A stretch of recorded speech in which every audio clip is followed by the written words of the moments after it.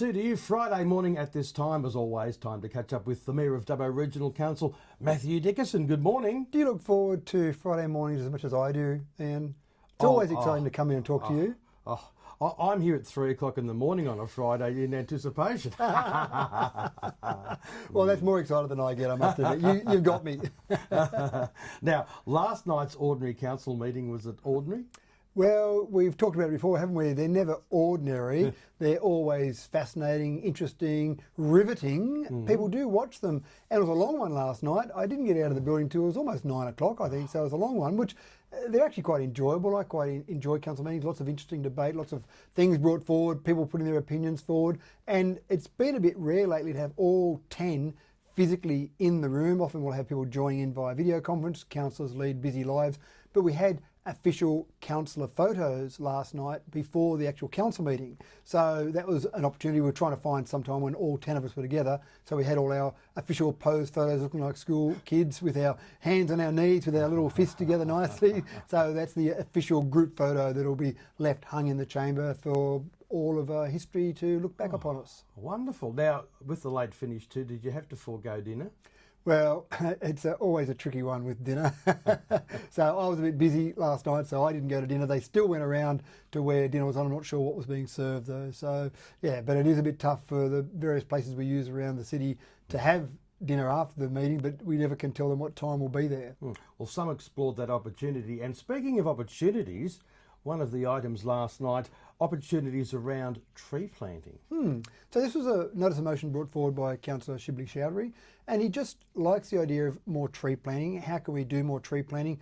We don't have excess funds in our budget. We don't have spare money just floating around and, oh, what can we do with this money? But I think this council, I can't say all councillors because some might have slightly different opinions, but I think the majority of this council is pretty focused on increasing our tree canopy, increasing our green flavour in our city. We do live in a dry climate, of course, so it is tough to do that. But the tree planting, the proposal brought forward by Councillor Chowdhury and supported unanimously by councillors, was to explore options, get the CEO to explore options when we might be able to do some tree planting, working with some community groups. We've got no budget set aside for it, so we can't go and throw a heap of money at it, but just to explore those opportunities. And some of those community groups that do some tree planting, I think, do a really good job. So we might be able to work in with some of those in whatever way we possibly can. I know some people complain about Ollie Robbins Oval. Maybe that's an opportunity around the edge somewhere. Who knows? Well, it could be all sorts of different locations. There are so many opportunities in Dubbo to do some tree planting. Also, too, last night you discussed the concept plans around the Dubbo Indoor Aquatic Centre. I think this was a bit of a revisit, was it? Well, it was actually one that was brought forward by Councillor Chowdhury again. It was going to come forward to a previous meeting, but he was actually sick for that meeting, so it was pushed forward to this meeting. Now, this is a really interesting one because we've talked about this a lot. I remember when I was on council before with the City Council, we talked about some sort of indoor aquatic leisure centre, some sort of indoor pool, indoor heated pool, all year round pool, different things it was called over the years. And there's an interesting story apparently, which we're trying to get to the bottom of, where there were some plans, some concept plans done up previously, but they weren't able to be shown to the public because there was some issue where that particular company didn't want them shown to the public. They didn't want payment for them in the end. I don't know the full story. I'm waiting to find out. But what Councillor Chowdhury brought forward was he had a report request to the CEO to get all the information that's previously been considered for previous plans, for previous information, costings, all the rest of it, and hopefully that'll flush out this report and see exactly what that is, plus other reports there, because it's been talked about a number of times. At some stage, it'd be nice for us to be able to actually deliver that pool, but at the moment, it's really just a matter of, let's see what we've done before, let's not reinvent the wheel. Obviously, there's enough interest, though, from within and outside of council to just look at this at least. Oh, absolutely. There are many people there that are looking at that. And of course, the RSL Club's got an indoor heated pool. So we are served in the community by that, but we're a pretty big city. So just to have that one indoor heated pool, and presumably you've got to be an RSL Club member. So having one public pool that was indoor heated, I think that would add to our facilities, but they're expensive, and they're expensive to build, but they're expensive to run. We already lose a lot of money on our 3 pools in our LGA. Adding more expense to that, that's the tough job we've got to try and deliver services for our community at a reasonable price. Now, there was a notice of motion there from the 18th of October. This sounds exciting. The Renewable Energy Awareness and Career Training Centre, or REACT. React. Oh, React. I like the acronym you've got there, Iain. Well done.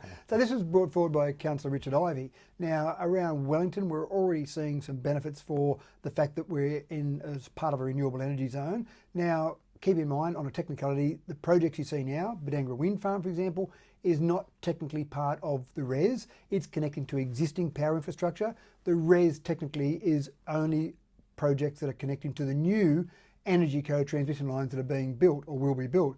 But if you take into account existing projects and new projects coming in the RES, outside the RES, all these renewable energy projects in our RES area, so this is Warrumbungle, Midwestern Regional and Dubbo Regional Council, there's 37 projects there. 11.5 gigawatts of power we're going to generate from that. Now, the idea of this that Councillor Ivey brought forward is there's been a bit of discussion around how can we take full advantage of it. Wouldn't it be great to see a visitor centre? The Parkes Telescope, 100,000 people a year go through the Parkes Telescope. Cooma Discovery Centre, 150,000 people a year go through that. Imagine having some sort of visitor centre on the edge of Wellington where 100,000 people went. That would transform Wellington. But some of the proponents that are looking at some of these projects are saying that training is really important. So what Councillor Ivey has done very cleverly there is proposed something where we might have some training, some education, and just some sort of activity centre around renewables. Now, he's not proposing that we go and build it. I think that would be very tough for us to try and build that and have the funds to build that. What he is proposing, we put together a basic business plan, don't go and pay an external consultant, internally get a basic business plan together. So when we talk to Penny Sharp, the Minister, or when we talk to Squadron Energy CEO, when we talk to these various proponents, we can say, by the way, here's a very brief business plan that we've put together. Maybe you should have a look at that. And already I've had discussions about something similar to this with the Energy Minister, with the CEO of Squadron Energy, with a whole range of different people. So having that formalised in a business plan makes a lot of sense. And I think this will help it come to fruition, and this will transform or help transform Wellington. I think it sounds like a great idea, doesn't it? Yeah. And again, not much expense to council. Our staff are clever enough, they can do a basic business plan from this. Can I ask you a question? We're talking about the legacy electrical grid and this new one you're talking about with the way that... Is it a bit like the NBN versus the old Telstra network? Is there... Why the two? Not really. So in the past, most of the energy's been generated along the coast. Yeah. And then the transmission lines have been built at a size that they can get the amount of power from the coast to this region in terms of how much power we need to use. Now, when we're building lots of the energy that'll be produced out here, when we finish this RES, when those 37 projects are finished, we'll be producing in this RES 42% of the power for the state. Now, those transmission lines that were built previously to bring power out to us, we weren't using 42% of the energy in the state. They won't handle it. They won't handle it. They're not big enough. Right. So what's being built, and I was going to say proposed, but I think it's gone past proposed, they're building it. The Minister, when she was in Dubbo last week talking to her, she said it's happening. It's not going to, it's not maybe, it's happening. It's just going through the steps to make it happen. They're building a 500 kilovolt transmission line and a 330 kilovolt transmission line. So two very large transmission lines that are being built there. And so the new projects that are going to connect to that are technically part of the RES, but the existing ones, there are transmission lines there obviously, so they're taking advantage of the existing ones, but they're getting close to capacity. So that's where that new transmission line concept is coming from, and Energy Co, which is a subsidiary of the government, is being tasked with building that. You've discussed this before, so I'll just reiterate. You said before about this renewable energy zone here with us. Tick, tick, tick. Fantastic, absolutely fantastic. And our job as council is to maximise the opportunity. Right.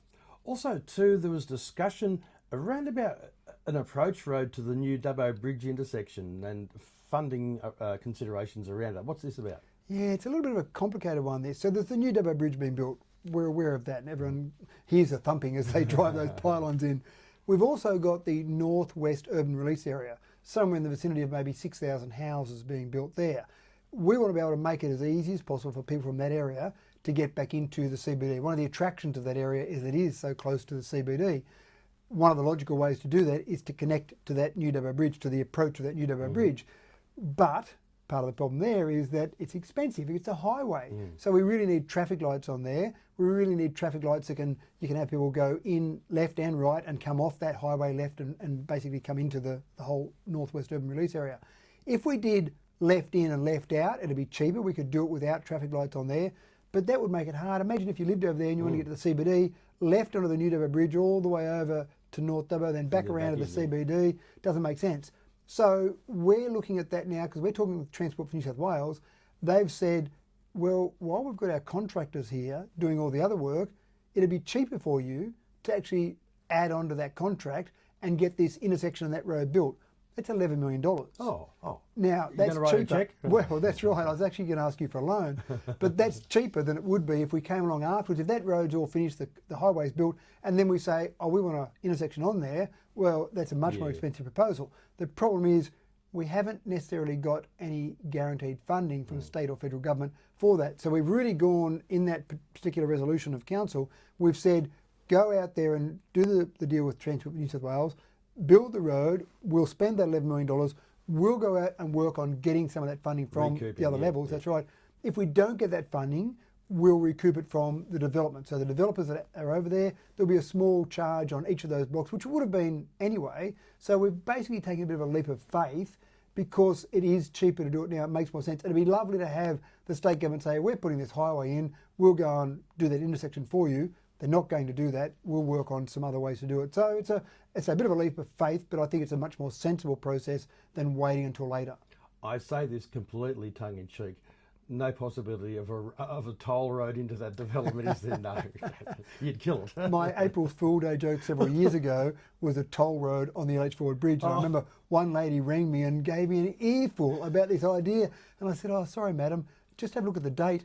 And she finally realised it was an April Fool's Day joke, and then she gave me an earful for having an April Fool's Day joke. Oh, you're not allowed to have a sense of humour, Matthew. No, apparently not. The outcome of the community consultation about the tree preservation order survey was involved. What's going on there? So there was a survey. There's been a fair bit of discussion in the community. It's been really positive discussion, and we had a range of options. We could have done nothing and just stuck with our existing significant tree register. We could have looked at a different type of tree preservation order based on different heights or maybe the breadth of the actual trunk. A whole range of options there were open to us. What we have done is we've said, go and investigate further the option of above 8 metres or above 10 metres as a tree preservation order, and just do some work on that, not a final decision, but do some more work on that, and then do some more surveying of our community based on those two options, the 8 metre and 10 metre. Get the information first from, in terms of council staff going through and preparing that, and then do some survey work on that, and then bring that back to us. Because the problem with the survey we had, it was great to get that feedback and great to get submissions effectively, but when it's a self-selected survey, you can't say they're statistically valid results, because people who have got certain interests might fill those surveys in. But if it's a randomly selected survey, or we'll just engage a company to go out and do a statistically valid survey where they can say with confidence, here's a survey result, we know within plus or minus 5%, for example, that is a valid survey result. And so they've got certain minimums they'll need to do in that random selection. So I think we're progressing down that path. No final decision's been made, but just the community, keep talking to your fellow to your local councillors and see what's going to be the best option. We've got time for one more. You had a report to council regarding a review of council community committees. What's this about? I am a big fan of our community committees. For some reason, a lot of them, I think just about all of them, are actually disbanded during the last term of council. When we had this council, its first official council meeting in January last year, Councillor Ivey brought forward a concept to reform a number of committees, do a workshop and work out what ones we needed, and basically create those for the term of council. So we did that, and then subsequent to that we had another resolution that said have a review and bring it back to council by October this year, so October 2023, which is obviously now.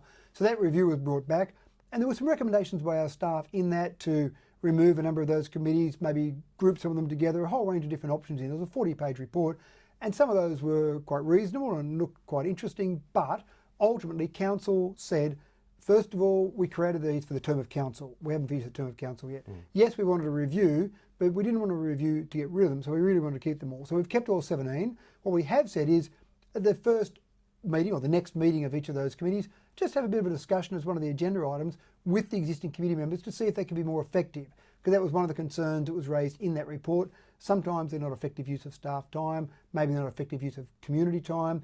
It's hard for them to work out exactly what their role in those committees is in terms of how they approach them, what they bring forward, what they can discuss. So let's look at that and let's just review those terms of reference. So essentially it'll be a review, but we've kept all those committees, which I'm personally very happy about, but also I think that's really important for council as well. Councils are very keen to keep those committees going till the end of this term, and then beginning of next term of council, sure, have a look at them and see what the best structure might be. I like the way the mechanism works, though, that the bureaucrats actually have to come to the councillors and the councillors say, no, well, this is what we want. I actually like the way that's worked in this case. Well, and this is the important thing, and I've said it many times. Some people have said to me in the past they might have been involved in a council, or they might have just seen a council from an external perspective, and they said, oh, the staff made us do that, or the staff did that, or the staff told us to do that. And I always said, no, hold on. The staff are there, and we've got very talented staff, and we've got some wonderful staff there, but their job is to carry out the resolutions of council. Also, sure, to make recommendations to council, but the decision making is done as it was last night by 10 people sitting around putting their hands up for a vote. So the councillors, that report that was brought forward looked fantastic, but the councillors weren't happy with the direction, so the councillors made the decision. And then you live and die by those decisions. You can't blame anyone else, you can't point to the staff, you can't point to anyone else. Council made those decisions by a majority vote, and that's exactly the power that councils have. And I've said to you many times, Ian, I don't have much power except one vote. I get to put my hand up, I'm one of 10 votes, but the power is in the council meeting last night. Those elected representatives. Correct. Matthew Dickinson, Mayor of Dubbo Regional Council, thanks for your time this morning. Always my pleasure, Anne.